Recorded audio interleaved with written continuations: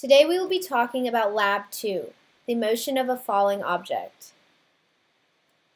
To introduce this lab, we will record an object falling vertically from a reasonable height. We will then analyze the video using Tracker, obtaining observed data in chart and graph form. Then, to compare the observed data, we will construct computational models incorporating Newton's second law of motion. These models will include a non-zero net force, unlike Lab 1, calculated using both gravity and drag force. The video recorded in this lab is of a toilet paper roll falling from a certain height. Using Tracker, we are able to position the axes at the center of the toilet paper roll. In this lab, the axis was tilted slightly to incorporate the X position moving as well. Tracker will then position and graph the data as the toilet paper roll falls. The Y concept of this lab is what we will be using for the position. Now that we have gathered our experimental data, there are certain initial conditions that we will use using our codes.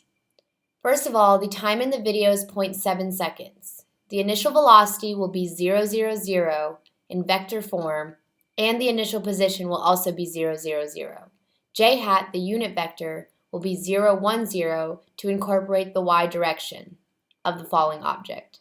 Now we can continue into GlowScript and complete our computational models. Our first computational model will incorporate gravity alone as the F net force acting on the object. By including the toilet paper's initial mass as 0.227 kg as well as the other initial conditions, we can move down to the while loop. Gravity is calculated as the mass times the gravity constant, 9.8, times the negative j hat vector, which claims that the gravity is moving in the opposite motion of the object. Then we will incorporate Newton's second law of motion.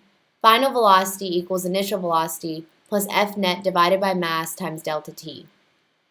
Using this as well as the final position equation equaling the initial position plus the average velocity times delta T, we can run the code and find the data of the gravity alone acting on the object. Our next computational model will include gravity as well as drag force. With setting all of the same initial conditions the same, the only difference is that F net is now equal to gravity plus drag force.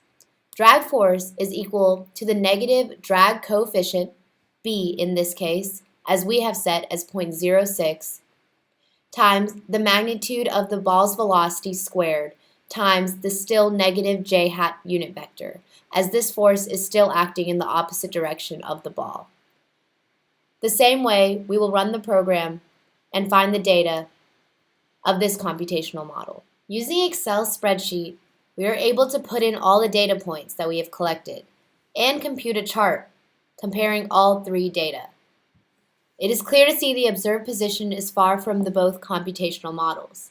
However, the drag force and gravity computational model exemplifies a closer, accurate prediction than the gravity alone. In conclusion, a couple of points of discussion. Terminal velocity or constant velocity would have been reached if drag force and gravity force were equal. The slope of the time versus position graph gives us velocity.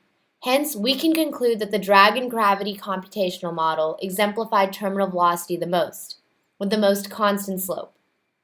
Both the observed data and the gravity model showed acceleration, or an increase in slope as time passed on the graph. If the object was initially thrown downward, the initial velocity would not be zero, and the terminal velocity would not be present due to the acceleration of the object.